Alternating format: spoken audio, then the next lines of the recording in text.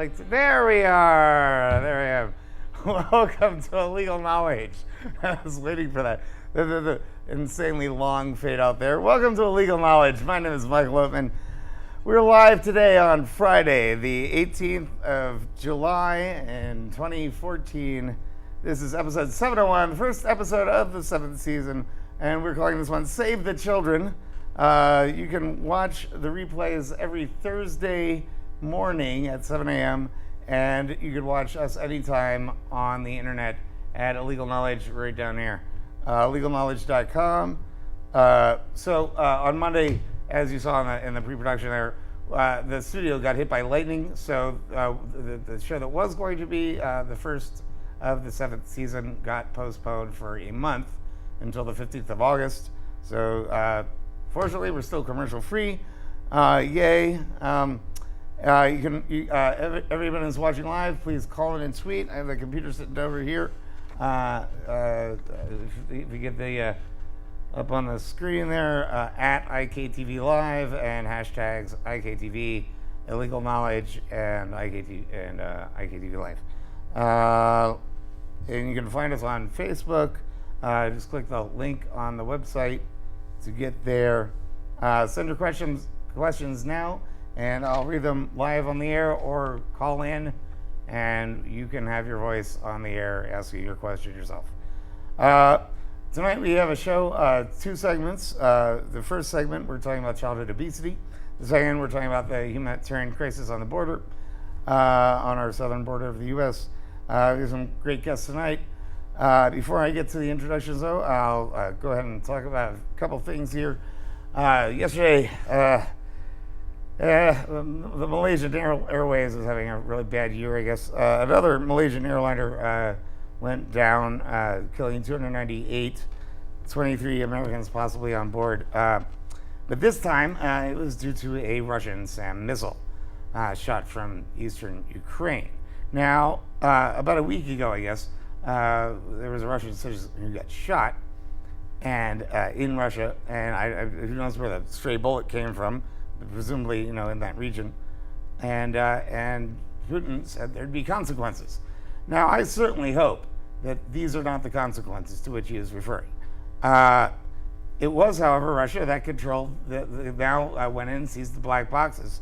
So we'll have some pretty good luck ever finding out, I suppose. Those are back in Moscow now, as I hear.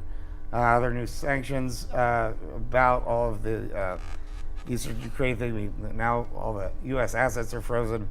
Last month when I was talking about this, it sounded, like it was pretty much all winding down.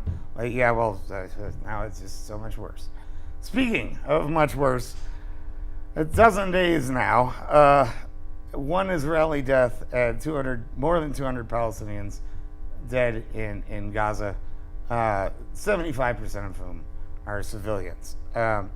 So when can someone please tell me when you start calling Israel an apartheid state? Israel, the state, the government, military, maybe right here, camera 3. I get it. Hitler tried to extinct all of you 70 years ago. But, the Palestinians aren't Hitler. They're nowhere near Hitler. Hitler had a Luftwaffe and a Blitzkrieg. Palestinians, Hamas, they have what? Poorly aimed rockets. All right. So, I want no killing. How about you just stop? How about, even if they keep doing it, you just stop? Because, I was expecting you'd have 0 dead, but you have 1 dead. Okay. You keep killing all these people. And why don't you start learning the same thing that we learned in Iraq? Okay? That when you occupy a country, you end up making plenty more enemies. You want to stop being the occupier. All right? If you're only killing, Hamas and the extremists and everything, you should start with your own selves. But you're not. You're killing civilians. You had two missiles hit 4 kids on a beach within a minute of each other. That's not targeting Hamas. It's a beach. There's not a building there. All right, so please learn our lesson before we have to cut off $4 billion in aid, because that will make this end shortly. All right, in other news, it looks like my map of Iraq was probably right, showing the new Kurdistan, because there's a separatist movement there. As I said, we have 57,000 children now in detention waiting a judicial determination on whether they can qualify for asylum. Our fauxghazi contest is still on. Please send your tweets to hashtag fauxghazi, FAUXGHAZI, and submit your fake scandals of the day. So, our first segment, we're talking about childhood obesity. With me today, here right now, to my left, is Dr. Stephen J. Gall. And hello, Stephen. Welcome to the show. Hi, Michael. He earned a doctorate in phys ed from Indiana University, and he's had 25 years teaching science, French, coaching, including in Sierra Leone, in West Africa. He's now retired and living in Tucson, and he's been doing some really interesting work talking about how to solve the childhood obesity problem. Now, one thing, when I 34 years ago when I was in 8th grade, we had, phys ed, and it was not an optional thing. And now they cut all the funding, and they don't even. So would you want to? Yeah, they've cut phys ed, they've cut music, they've cut art, and the kids are not getting exercise they should be doing. I really believe in daily physical activity, and the children, it's a no-brainer. They can't sit still for more than 2 or 3 hours. Yeah, that's what I thought. The priority is to use this time to study for the test, so I think the priorities are all messed up. So here's the thing, though, that they don't have any structured gym class now because they took that away, and so they just have recess if they have recess. Right. Well, this is go ahead. This is well, first of all, Michael, thank you for inviting me. I appreciate it. Oh, absolutely. And I love it that we have this many guests at the last minute. I mean, it took 2 days to put the show together, and so I'm so thankful to you guys. Okay, well, when I was volunteering at a TUSD elementary school, I saw there weren't any PE classes. So my wife and I sat down. Since I'm a professional physical educator, I play tennis, I stay in good shape. And for those who don't, Mariana is my wife, right? Yeah. And we came up with the idea of structured recess, which means the teacher takes the kids out for 10, 20 minutes, and she organizes a game, and she supervises it during academic time, and this would be a substitute for no phys ed teachers. Okay, so what I did is I did a trial. I went to 15 elementary TUS schools, and I found out that this really worked because we got positive feedback. So what I did is I worked with the governing board, Dr. Mark Stegman, and with the assistant superintendent, the ex-superintendent, Maggie Schaefer, and we got a requirement for 90 minutes a week of daily physical activity. And lo and behold, the scores went up. Yes. Now, I can't say it was only phys ed, but it made sense. Well, here's that the these thing. kids How got many breaks. schools did you do this in? There's 65 elementary schools in TUSD. Was that pretty much across the board then? Absolutely, So, K through yeah. 5. It's the second largest school district in the state of Arizona. Okay, so Now, we're really proud of that. I have a question, because this goes hand in hand also with better nutrition, I think. But you're focusing just on the activity. Exactly. But with better nutrition and activity, I think that should be. Absolutely. Yeah. I'm very delighted with what Michelle Obama is doing Yeah. with nutrition. But I'm more interested in physical activity. These kids don't even play outside anymore. You know, you and I remember we used to play outside after school, after dinner. They don't even go outside, and there have been studies that they don't have enough vitamin D. Right. Because they're not getting enough sun. From sunlight, yeah. Yeah, so, we need to contribute. And since they spend a lot of time in school, I really think this daily physical activity is important. Okay, so I was very happy that we got a mandate, a requirement in TUSD, and since I went around to different governing boards. Now, so when you say you got a mandate, now, so what you're saying is that TUSD made its own internal rules up. Exactly. That they now policy. are making policy for. It's governing board policy. Every teacher is supposed to take the children out, or even in the classroom. She could do exercise, or he could do exercises in the classroom, as long as they do it for 10 minutes, minimum of 10 minutes. It's a break. We're not counting lunch recess. Right. Lunch recess is when the kids run out there, there's a monitor for 100 kids, and you know what we've seen? Bullying. We see bullying because one teacher can't watch all these all kids. The kids at the same so that's time. why we want structured recess. Okay, but now, so for people, please, because I didn't know what structured recess was either. Structured recess. So it's recess, first of all. Right, it's taking the children out of the classroom and doing an organized game. Making a game like steal the bacon. I don't know what that is. Well, steal the bacon. Tag, tag, or or parachutes, or or softball, kickball, softball. Something that they're moving. They're moving, exactly. Yeah, now so like soccer or something. We also have unstructured recess where the teacher can take the kids out and they can play anything they want, as long as they move. Free play. That's free play. We're not taking that away. Okay, but when we saw it during the lunches. But what we don't want is for the kids to end up sitting in. You said there were girls sitting and gossiping. Exactly. For the entire. A lot of kids, not just girls, they sit and gossip and they don't move during lunch. And another thing we found out, the kids are throwing their lunch out so they can go out and play. This is lunch recess. Yeah, that's the other thing that's a problem. That too. they're throwing out. They're getting all this nutritional stuff now, and they're not even eating it because they want to go outside. Okay.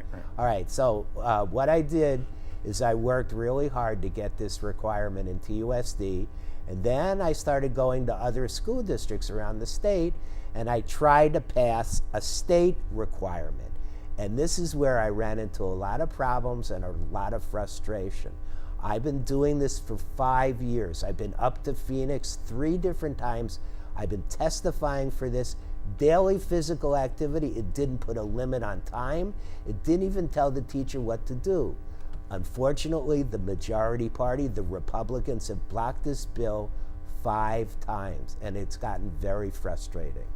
But I'm still not giving up. I'm going to go up to Phoenix and try again. So you're doing that, this weekend, right? Right. I'm actually going up to Phoenix tomorrow morning, and I'm going to be campaigning with some candidates that believe in physical activity. Okay. Daily physical. Can people join you, or? I'm going to leave very well, I mean, not like on the trip, but I mean, are you going to a place where people can? Is it a public thing that you're doing? Well, it's a campaign. What I'd rather see is in December, when they're starting to pass the bills, and think about it, that they come up with me to Phoenix to protest. Okay. Why in the world the Republicans aren't passing this simple bill? As a matter of fact, the last bill was a task force for physical education. It went through the House, and then it got to the Senate, and they struck it down in the Senate. So, it's... Yeah, I don't know what's wrong with the Republicans. It's a no-brainer. People who take care of their children, people who love their children, you would think the party of family values would, be very much into making sure that the values that they so, deeply espouse are I just don't get the disconnect there. Well, one of the reasons they think this is going to cost money. Absolutely not. Well, it'll save money. It's zero money. It'll save money in the long run because you have healthier kids. That's right. Exactly. Okay, so it just doesn't make sense. They think that they don't want the state telling them what to do, but don't they tell them what to teach? They tell women what to do with their bodies. They tell them, and the Common Core curriculum, they tell them. Yeah. So it's very frustrating. Okay, so a lot of people are talking about STEM and then STEAM, which is the arts added to the science, technology, engineering, math. And why don't we have PE anymore? What happened with the funding with that? Well, and how can we get it back? How can we get it? It was a matter of priorities. So a lot of schools cut phys ed because... Isn't this another Republican funding cut? Well, it seems to be. It's a conservative philosophy that They were so concerned about the tests and how they competitively, how they ranked against other school districts, and they were evaluated on it. And I'm not for standardized testing. I think there's so much pressure in this country to teach. I want to tell you something interesting. My wife, Marianne, is Romanian. We go to Romania every year, every summer. We just had a little grandson. And they have, and I know this because I had witnessed it, they have 10 minutes on every hour for recess. Do they have it like every hour, though? Every hour. So the they have kids, 15 minutes of class. 45 and minutes then of class. In between, okay, and then or in between, 50 minutes, right. They go out. They go outside. It's not just quick run down the hallway. No, they go outside and they move. Yeah, okay? yeah. All right, so there's, see, the priority is different in Europe. Here, they want to use that time to study, you know, they don't think physical education is valuable. And you know, in the old days, I don't know if you remember this, we had the President's Council of Physical Fitness, where we had to pass pass that. Rope climbing that I really Yeah, we had to pass that. Long jump and shuttle and chins. You know, I had a kindergarten class. I taught the kids how to chin. They had never chinned, you know, put themselves in. The kids loved it. And push-ups. They wanted to do it. I had to help them up, and a lot of the kids couldn't do it because they didn't have any arm strength. Right. So, and I remember, I've had girls in the 3rd and 4th grade that never played baseball. They don't know the rules of baseball. You know, everybody in the old days would play baseball. Right. So it's unfortunate. Our culture has become a little lazy, and what I'm trying to do is get these kids to have fitness now so they remember how much fun it was. I always make it fun. I tell jokes and everything so they have fun, and we've had positive results. So you can't beat that. And you guys have been going out to all these schools and showing, basically demonstrating to the faculty, to the teachers what to do, how to do this. Yeah, how to go about doing it, and it took, and they love it. Right. And it's working. It is. So well, yeah, why not? So, can this? Obviously, it can. Can TUSD export that, and how easily, into sort of a more national model? Well, I hope so. You know, I've been working with the state, and I always say that TUSD is a model program. So I'm real proud of that. But I have to keep trying on a or at least the state. level. Okay, so right now we have this guy. What is this? It's Huppenthal. Superintendent Huppenthal. Yeah. Right. Yeah. He just got into a bunch of hot water because he was blogging under other people's names, some really odd names. But and he was saying how essentially he hates kids and just it's like, well, quit. What? Well, let me tell you, I've and there have been calls for his resignation. Right. And right. he so far has not resigned, but his term's up, and in November. Right. David Garcia is running, and so do you want to talk a little about? Right. Well, I've had some dealings This could be how we super- get the model from TUSD into all of Arizona, and then from there on. Right. Well, I worked with Superintendent Huppenthal when he was senator, and he was the chairman of the Education Committee. I did work with him and Senator Frank Antinori, okay? And we did get a bill that made the governing boards have a meeting and talk to the parents about 30 minutes a day, 30 minutes a week, 30 minutes a day of phys ed, but it didn't go through. Nobody passed it. But I even went to a State Board of Education meeting to get a recommendation, and he's the superintendent. They didn't do anything at all. Now, what I want to say is Dr. David Garcia is an excellent candidate. He is an educator. Huppenthal was never an educator. He's a politician. Right. Dr. Not Garcia. a very good one at that. No, Dr. Garcia is an excellent candidate. Not only is he a professor, he has children that go to public schools.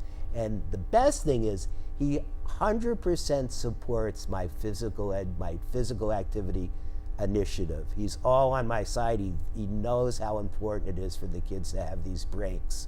So I'm absolutely campaigning for him, and I hope he wins in November. All right, great. So what do you hope to accomplish on this weekend?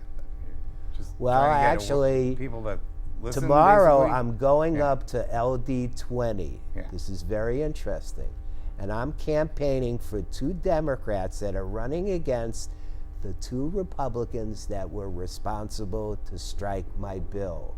Okay, now I'm going to try to get them elected. No, this was the HB 2539, the task force thing. Right. And I got struck down in committee, right? Committee, it didn't even make the committee. It didn't make it out of committee. It made it out of the House. Yeah. It made it out of the House. It was 40 to 18 or something like that. Right. 18 of Republicans voted against it in the House. But when it got to committee in the Senate, it was struck Senate down. committee got struck down. Okay, so I'm going up there tomorrow morning. I'm leaving the House at 5:45, and I'm going to campaign for the 2 Democratic candidates that are running against the representative and the senator. She is the chairman of the Senate Education Committee. Right. Now those are, so we have names so people know who to vote for. Well, the people who are running against. The people that are running against are in LD20 in Phoenix. Yeah. Her name is Amy Schwadenländer. Okay. She's running against the Republican Paul Boyer, and then there's Patty Kennedy that's running against Senator Kimberly Yee. So, okay. What say that first name again? Amy something. Amy. All right, just say Representative Amy. Amy yes. Right. Right. And Kennedy. Right. And they're out of my district. Vote for those. The best way is to get the Conservative Party out of office. Well, obviously. They've been in office since 1966. It's about time we had a change. That's right. Great. Okay. Well, thank you so much for coming on. Thank you for your time. Michael, and, thank you very much. All right. So for our second segment, that was Steve Gall, Dr. Stephen J. Gall. Next, for our second segment, we're going to be talking about the border. We have three guests here on our panel. First, let me see where I put that. First, we have Chuck Kaufman, and I know your names. I just it helps when I look at it. First, on our segment regarding our southern border, we have Chuck Kaufman from the Alliance for Global Justice, and then we also have Dave Ewalt from the Coalitions of Mutual Endeavor, or that's comweb.org, and then we also have Jesus Magnana, I butchered that, I'm sure, completely, who is a community activist in Tucson.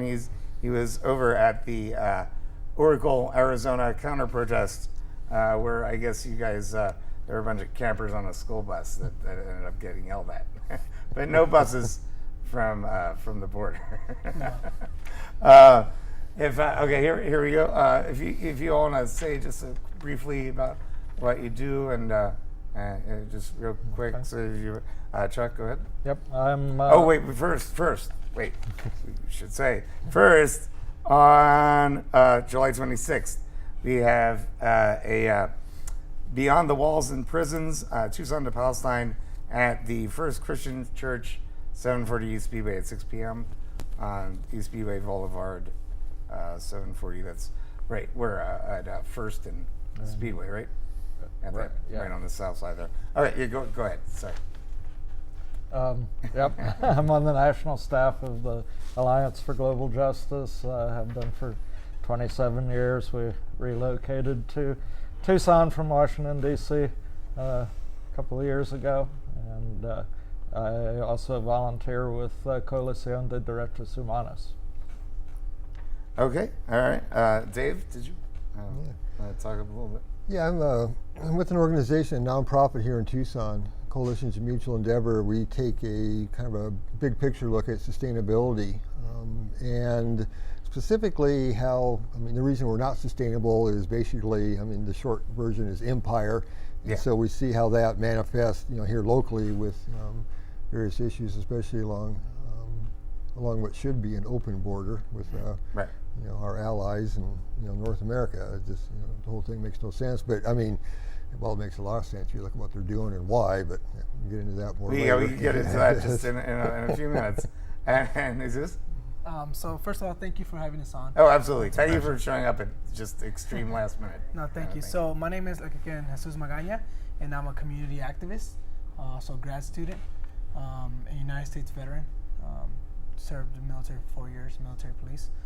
So serve my community now. Various issues such as immigration issues, mainly. So thank you. All right. Okay, so we're here talking about so what about I guess sort of 2 months ago it really started stepping up where there were a lot of people coming over, and they were younger and younger, and they're coming not just from Mexico, they're primarily coming from pretty much Honduras and little El Salvador and Guatemala, and there's some really weird violence, sex trade, drug problems, all kinds of real problems that are going on down there.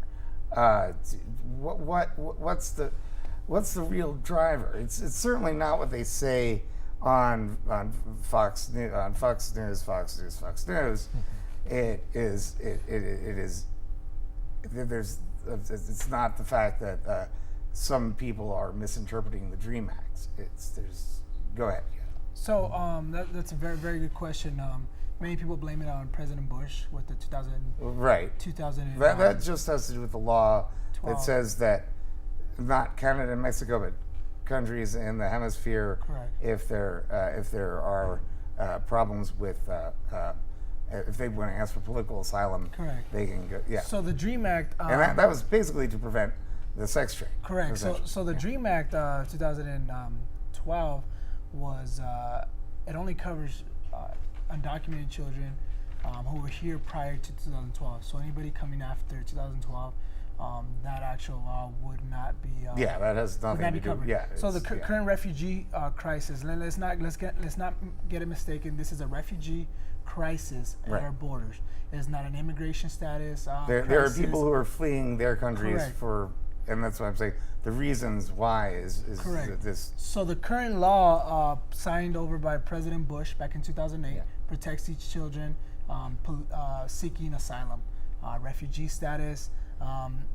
So when we were in Oracle, Arizona, it wasn't a counter protest. It was a welcoming rally for these children. We wanted to prove to the world, we wanted to prove to the rest of the country that we aren't like Murrieta. There's compassionate people. There's people willing to follow the law, the current immigration law put in place by opening our doors, opening our arms to these children, and allowing them to get their day in court the way the law protects them to. Okay, so the reason I say counter protest is because there's a protest against Correct. what they assumed was a bus coming from Texas, I guess, with a bunch of immigrant children Correct. who were seeking asylum for these reasons. It ended up being a school bus with scout campers in it. YMCA. That's right. Yeah.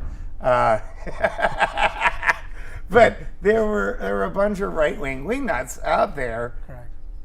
protesting that there might be kids coming in a bus. Correct. So that's why I say counter-protest. But you were there welcoming them. I would assume that. Did you know that they were also going to be there? So we got word that the anti-immigration protesters orchestrated by Sheriff Babu. Yes. And let's be clear, the sheriff orchestrated this protest when Right. he was supposed to protect and serve. He actually incited protests. And this is Pinal County. Correct. Yeah. Sheriff. Yeah. He incited this protest, and many of them were armed, and these were YMCA kids, and Well, it was awfully embarrassing. it was embarrassing, especially for the congressional candidate, Mayor. Yeah, governor. Yeah. Quasman, who said that he saw the fear on the faces of his Yeah. children. Yeah. I saw it. Yeah. I saw the same kids. I saw the same kids that he was mentioning, and actually, these kids were taking pictures of us with their iPhones, laughing at us because Right. how outrageous those people. That they were. acting. Yeah. Correct. Yeah. Okay. But this is they're basically trying to do what they were doing in Murrieta in California, which were actually legitimate.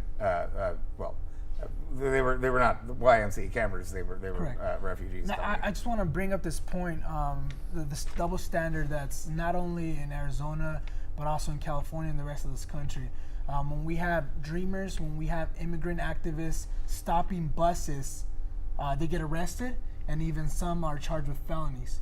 When we have anti-immigration protests or stop buses, they get praised mainly by Republicans and also by Sheriff Babu. They do not get arrested. They don't even get told to stop. They get praised. And this is this really just grandstanding before an election cycle? Is that really what this is? I mean, It seems to be. you guys are welcome to speak up. You know. Yeah, well, I was part of the last October stopping the Operation Streamline buses, and we're facing 7 misdemeanor charges. Okay. The Marietta Yeah. people who stopped the bus, didn't even get arrested. Right. Well, it's a question. You know, you always argue unequal protection, I suppose. Okay. So they're what? 57,000. They're in detention centers. They don't have enough cots because they're on the floor. You know, we're not designed to hold them. What do we? I mean, Obama wanted to throw some money at it to try to get them all processed faster. What's the solution here? What do we really do? I mean, I would say that we need to obviously reform our immigration policy, but what do we do short term? I think What do we do about the fact that there's 57,000 kids? the answer is not necessarily with immigration reform. The immigration reform wouldn't necessarily address the issue that's going on in our borders. The issue, the core issue, is with our foreign policies. Yeah. Our foreign policy when it comes to these countries. Many of these kids who are seeking asylum and refuge was brought up because of U.S. foreign policies. Let's get that straight. The drug war. Let's not be naive. America's the #1 consumer when it comes to these drugs. Yeah. With these So drug should we just cartels. legalize all of it? I wouldn't say legalize, but the way they're Well, handling it. okay. Well, no, legalize and regulate and produce here and take it out of the hands of the cartels. Well, we at least need to demilitarize. A militarized drug war. I mean, what we were doing in Colombia with the FARC and everything like that, you know, that's not the road we want to take. And we should be real clear that this current refugee crisis is blowback from, in Honduras specifically, support for the 2009 coup against the democratically elected president Manuel Zelaya, which has turned the country over to death squads and allowed the drug cartels to run free, the oligarchy to throw peasants off the land so they can grow more African palm to turn into biofuels. And that's also adding to global climate change. Yeah, Right. and then also for El Salvador and Guatemala. In the 1980s, we supported repressive governments against the liberation movements there and trained repressive armies and police forces, and now those armies and police forces are repressing the people. We've ruined the economies with the free trade agreements and broken their countries with militarizing their security. In Nicaragua, you notice there are no Nicaraguan children coming Right. here. Yes. That's because Nicaragua had a revolution in 1979. Actually, tomorrow's the 35th anniversary. Oh, I didn't know. Yeah, This. Okay. and the children are in school. The parents have jobs. The families have enough to eat. They don't have any reason to come here. The right-wing rhetoric that they want to come here because of our freedoms. They keep saying that the country's great, and then they wonder why everybody's coming here. Yeah. Yeah, and that's where we start getting, I think, some of the issues. It's real correct, I think, to start looking at American foreign policy, and it's definitely the truth that a lot of these, what's happening now, is a result of some of Bush the younger, Bush the lesser, actually. Shrub Jr. But you go back to Reagan, you go back to the 60s and 70s, and as Chuck pointed out, I mean, we were down there funding the overthrow of democratically elected governments. But it wasn't just in the 60s and 70s too. I mean, when you look at the writings of Marine Major General Smedley Butler back around the time of World War I. He said, I'm a strong man for American fruit. I mean, they were down there in Central America killing indigenous populations and appropriating land for back then it was just, multinational. Now they're transnational, corporations. But that whole concept, and so one of the things that I talk about and get people to try to think about anyway is, we don't have a border crisis. We have a foreign policy crisis. We have a crisis in economic globalization where it's, increasing inequality. And so, with the current thing that's going on, with the kids who are trying to get up here because there's nothing, they have so little hope in their own countries anymore, thanks to U.S. policy. The kids are coming up here now are too young currently, but you start looking at the way it relates to, another, big news item is Microsoft is planning to lay off 18,000 workers because of, their merger with Nokia. They're picking up their phone stuff. But they're arguing for an increase in H-1B visas for immigrants, basically, to come in and take Americans' jobs. And so, NAFTA's not working. The new TPP thing is even worse. And we need to really seriously start rethinking what we're doing to people. And if we're going to look at what we need to do to start shifting into any type of future that's going to work for us, we need to drastically reduce these, we need to slap Band-Aids on some of the symptoms. And one of the analogies I use now is that, all of us are involved with various nonprofits. We're, doing work that's necessary. We're putting out a lot of fires. But at some case, we need to disable the arsonist. Right. Very, very, very well put. Okay, so that's okay. So that's going to take a while. Probably not this year to get to kill the arsonist. The way Congress is working, not the next 50 Yeah, 20 it's years. now hold on a second.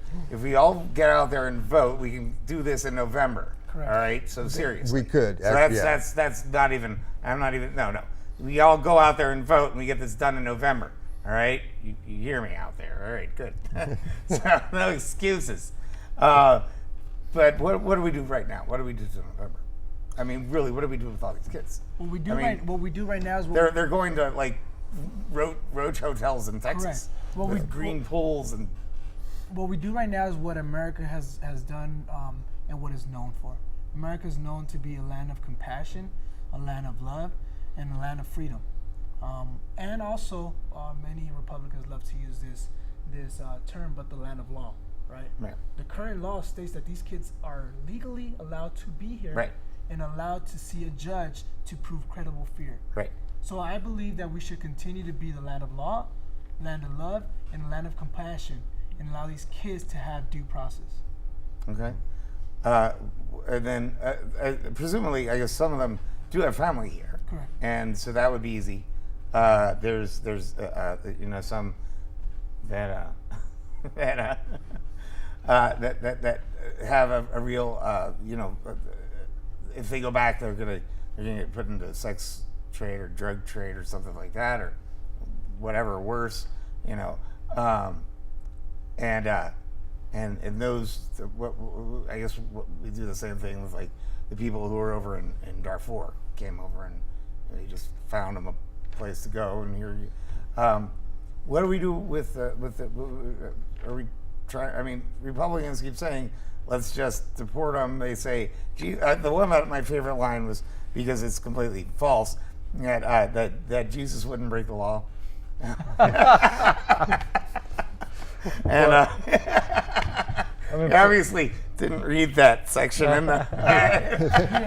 First, the whole New Testament. First and skip that part. Skip the whole New Testament. First and foremost, we have to remember they're kids. They're minors. What do we do? This is just an awful thing. It is an awful thing. We're not equipped to do that. It's minuscule when you look at what's going on in Syria, and Jordan. But this is the richest country in the world, and so they already announced. I think just in the paper this morning, we don't make them work to the state. What do we do? Yeah, they're not putting kids in down here anymore in Sonora. They've shifted assets around, and they're able to deal with this number of kids now. I caught them with. I heard that they were.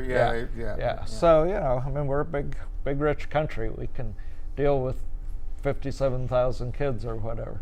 But there's international and there's national laws about how you deal with children. And as adults, one of our highest moral responsibilities is to take care of the children. Exactly. So the due process, follow the rules, hire more judges if that's what it takes Right. to process process them at a speed that doesn't cause massive backups. But So Congress has to pass the several $1 billion in funding for this. well, most of that $3.7 billion that Obama's asking for is for more militarization. It's So that was for more judges too. well, part of it is, Okay, but right. it's $3.7 billion, and I think Well, that's not the way to.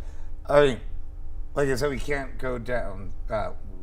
We're not going to go down and invade Honduras or do something. I mean, we tried that in the '80s, and it ended up with us sending arms to Iran or something. Yeah, okay. That was Nicaragua. We don't need to invade Honduras. We already own Honduras. Right. So I mean, so obviously we're not going to stem our country's appetite for the things that we would have to prop up their government. No, we have to let them be able to develop sustainably. We wiped out Mexico's farm industry, corn industry, by With Monsanto. with NAFTA. Okay. Mexico isn't allowed to subsidize its farmers. The U.S.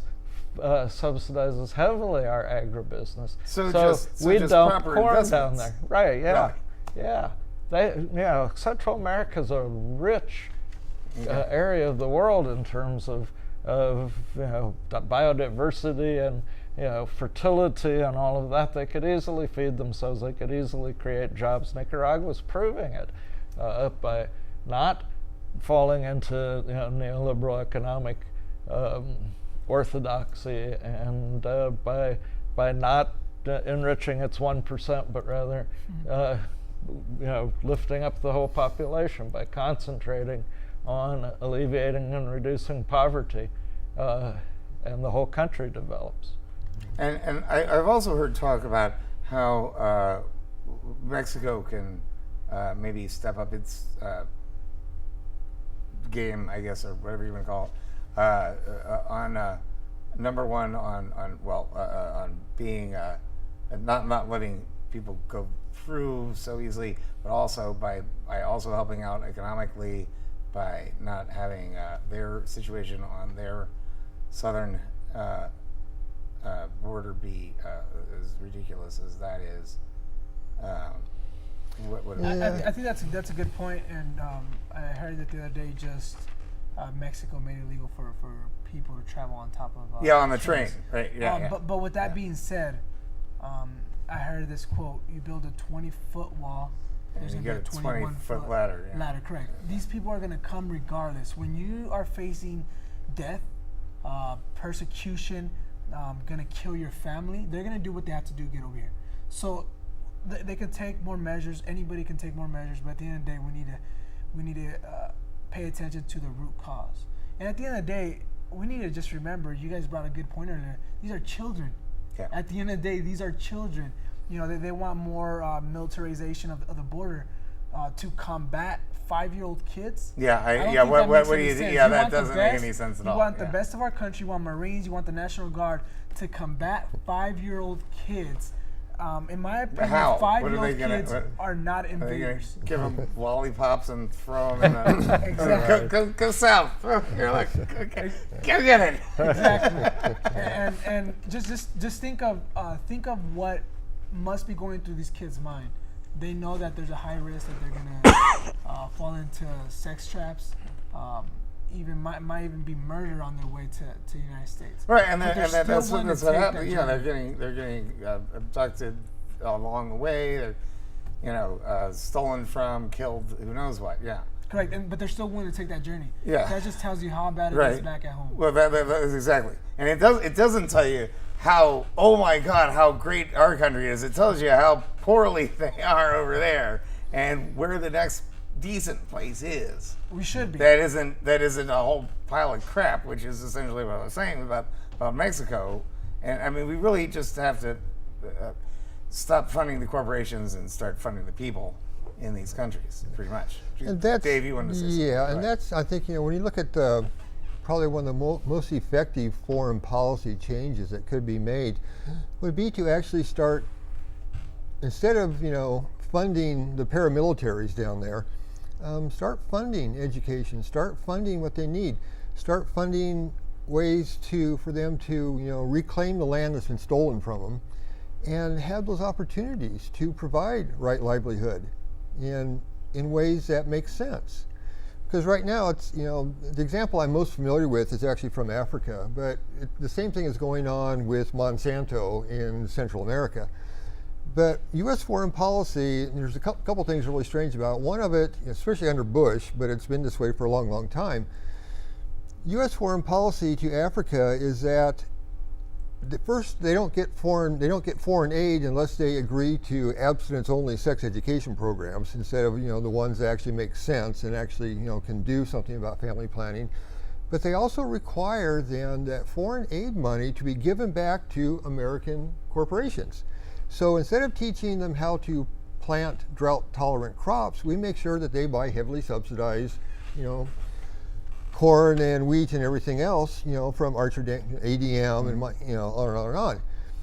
And so these are the types of policies that need to change. It wouldn't actually cost us any more money. And actually, when you look at the arms, the military, and part of this is, of course, just how we've set up our economy. There's no productive economy left in America except for arms. And so that, this whole system needs to fundamentally change, but just with some really simple foreign policy changes, we could start addressing a lot of these underlying issues. Nobody wants to leave their homes, for the most part. I mean, but when you're put in that type of a situation where people feel they have no choice, when mothers and fathers and grandparents take the young children that they love and, say, there's nothing for you here, you need to, try to figure out something else. I mean, that's a situation that it's just so hard for the typical American to understand. Although, as in America, as the middle class disappears, it may be getting easier and easier for more typical Americans. I mean, there's one pundit recently that said, economically, we qualify as a third world nation now, economically. We're getting there, yeah. Yeah, the only thing we're missing is colorful ethnic costumes. And Sure, it's, yeah. and this mindset, Americans aren't ready for this yet, but they need to become aware of it. And we need to start looking at some of these things. Definitely have a gun-toting, Yeah. non-concealed carry crowd. Well, yeah, the open carry needs to meet. Or POCA or whatever Yeah, that thing is. open carry needs to meet stand your ground, and they'll just take each other out of the low end of the gene pool. That's what I'm saying. Yeah, I want one weirdo with a gun to find another weirdo with a gun, and for that to go very poorly. It's already starting to happen. Stop two weirdos with a gun is each other. One of the problems is that that people in the U.S. know so little about the rest of the world. Yeah. And one of the things that I do is I lead delegations to Honduras, human rights accompaniment delegations to Honduras, or educational delegations to Nicaragua. I'm taking one to Nicaragua to look at climate change responses in Nicaragua, August 3 through 12th, and be taking another delegation to Honduras in November. So if some of your listeners are interested in an experience like that, Okay. I'd be happy for them to get in touch. There's a website, AFTJ, somewhere in there. AFTJ.org. Yeah, that's org. Yeah, it's on the website on Illegal Knowledge as well. We have a couple minutes left. Yeah, there it is. Yay. Okay. Tomorrow there's are we talking about the thing on the church? We already said that. That's July 30th. Okay. July 30th. The action in solidarity with the children who are being deported. That is at it's from 4 to 6 p.m. at the main library. The main library on downtown. Yeah. Bring your kids. It'll be a festival. Bubbles and chalk. Yeah. Yeah. Be some street theater kind of things with the kids, and should be a lot of fun, and fun for a serious purpose. All right. And did you guys want to say anything in closing?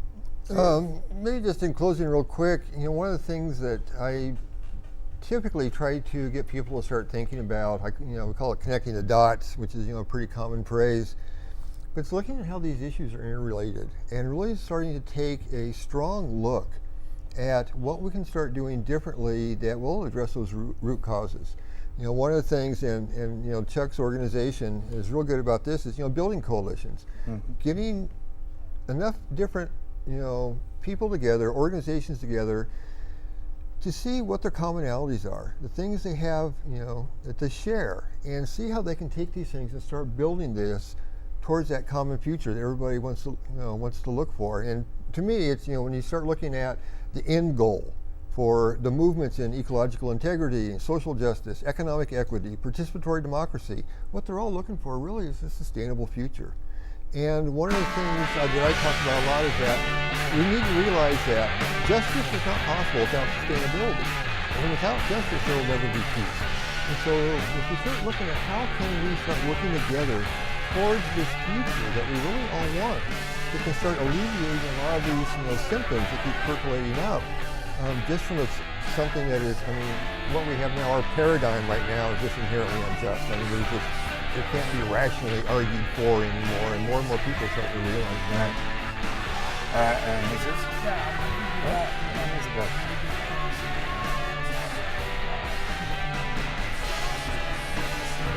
We see our hatred and our evil all the way from our education system that believes no Spanish should be spoken in America, right? And that's why it's very important to vote for Dr. David Garcia. We have all these people who can make a change in Arizona for the better, all the way from governor down to legislature. Next year we got city council, but there's a very good lineup, a good ticket this year where people can make a change if you just come out and vote and get involved in some of these races and really do your part to make Arizona better. All right. Well, I thank you guys for coming out. Thank you. Especially on such late notice. We definitely, we have to save the children. It'll take all of us, and we all have to coordinate and come together as a community. Because by being a community, you can then truly have that support that we need to have for everyone's future. So that's our show.